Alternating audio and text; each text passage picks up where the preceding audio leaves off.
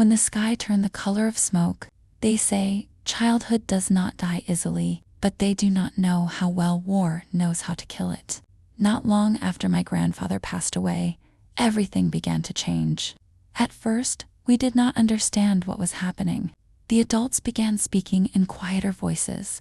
Their faces grew more troubled, and every evening the news seemed to play louder than before. I kept hearing words I did not understand: clashes, bombing, siege, displacement. The words drifted past my ears like clouds.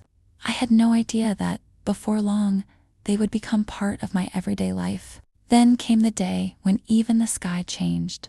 It was no longer the blue I had always known. It turned gray, stained with smoke, as though the sky itself were mourning everything happening beneath it. In those days, birds were no longer the first sound to wake us in the morning. Explosions came before sunrise.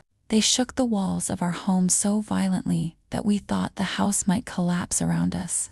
Every time it trembled, my mother would pull us tightly against her chest, as though her arms alone could shield us from the shells. My father tried to look strong, but even as a child, I could see the fear hiding in his eyes. Little by little, the siege tightened around us. Things we had once taken for granted began to disappear. First, the electricity went out. At the beginning, we thought it would return within a few hours. But hours became days, and days became weeks. Sometimes we would get electricity for just 1 hour a day, sometimes even less. The moment it returned, everyone rushed to do whatever they could before the light disappeared again. Then the water stopped. The taps that had once flowed without a second thought became useless. Sometimes we waited 2 full weeks, perhaps even longer, for a single hour of running water. And when it finally came, the entire house sprang into motion. Pots, jugs, buckets, anything capable of holding even a little water was filled as quickly as possible. It felt as though we were not collecting water at all. We were collecting life itself. And still, it was never enough. That was when I learned that a person could long for the simplest things: a cold glass of water, a light glowing in the darkness of night.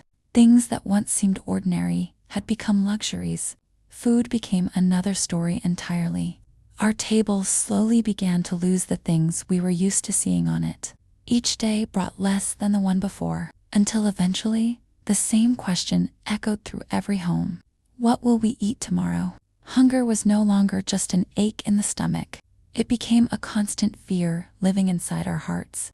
The fear that tomorrow would come, and there would be nothing left to give the children. But war does not only steal bread, it steals peace too. One day, I was standing near the window of our house. The street was unusually quiet. Then, suddenly, gunshots tore through the silence. I saw a man fall in front of our home. At first, I could not understand what had happened. He lay motionless in the street, while everyone disappeared behind doors and windows. No one dared to approach him. It was not because they were cruel. It was because fear had become stronger than compassion. The next morning, I still remember what I saw as clearly as if it happened yesterday. The man was still there, lying in the same place. There were signs of what had happened around him.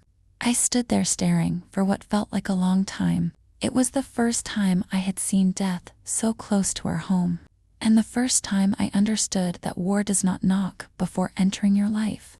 Another day, I was playing the way any little girl would.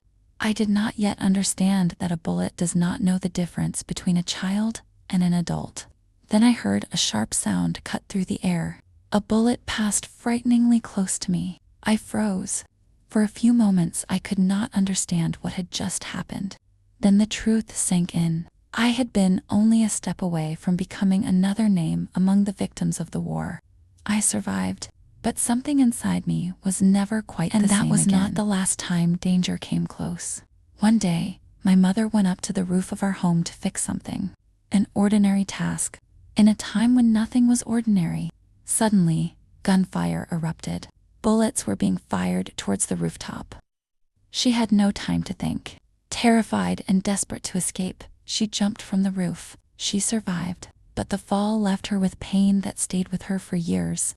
I would watch her suffer in silence, and I never knew which was crueler, the bullet that never reached her, or the fall whose pain refused to leave. That was when my father made his decision. One evening, he looked at us for a long time. Then, with a voice that left no room for argument, he said, "I will not stay here and watch you die in front of me." It was not an easy decision. Leaving your homeland is like tearing a tree from its roots, but sometimes leaving is the only way to stay alive. We began gathering whatever we could carry. We did not take much. When you are running from death, you do not think about furniture. You do not think about clothes. You do not even have time to gather all the memories you are leaving behind. There is only one thing that matters: getting the people you love somewhere safe, somewhere they can sleep through an entire night without being awakened by explosions. On the morning we left, I stood at the door of our home. I turned around and looked at it one last time. I did not know whether I would ever see it again. All I knew was that my childhood stayed behind, between those walls, beneath a sky that had turned the color of smoke.